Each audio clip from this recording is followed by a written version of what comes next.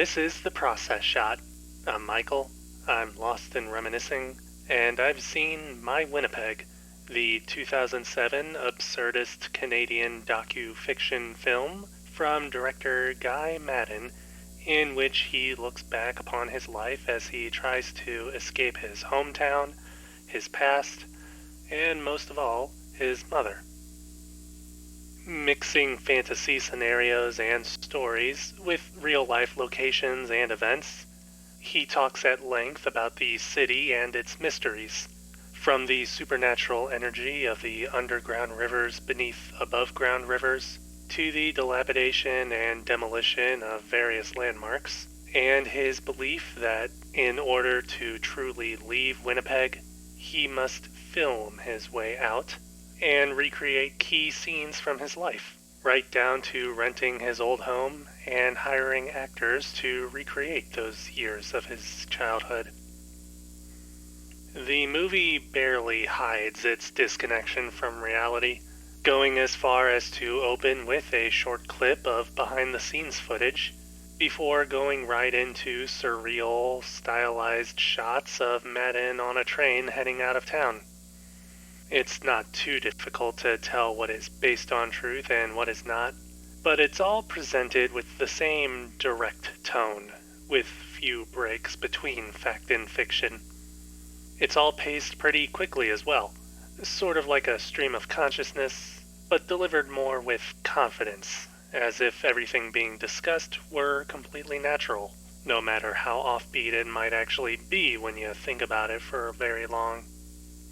The narrative does wander a lot as a result, jumping from one thought or location or story to another without any real segues.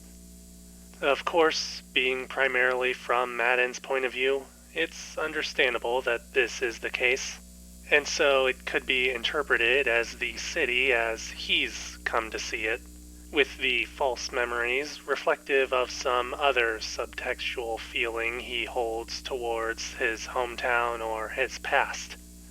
It's made apparent from the start that his feelings about his mother are the main tether holding him back, and the reenactments of his youth seem to illustrate a desire to return to his childhood, re-examine those years and his mother in hindsight, or ensure that there is nothing he will be leaving behind. Either way, much of his look into the past conflates and connects the greater city to his personal history, and while the documentary aspect may be stretched thin when it comes to Winnipeg itself, it's still explorative of Maddin's ties to the city and what it means to him, which probably explains the film's title.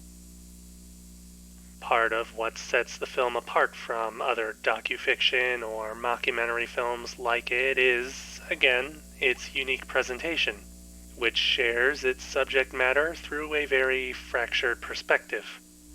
As said before, it extends into the structure of My Winnipeg, bouncing from topic to topic with only tenuous connections, and it becomes a strong element of the visual construction as well. Shots may flash for only a second before going on to something else, like a collage of short clips cut together from whatever scraps could be found in an attic somewhere.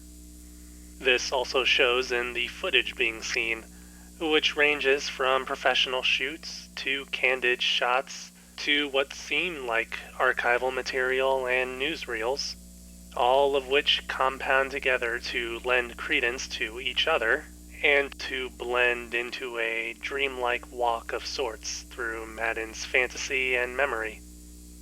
The final film is indeed very much a personal statement in this sense, and a reflection of the director's thoughts, memories, and connections to a place he no longer wants to call home, but always will. Or something like that. My Winnipeg, Guy Maddin, 2007. 4.5 stars. I definitely recommend giving it a watch.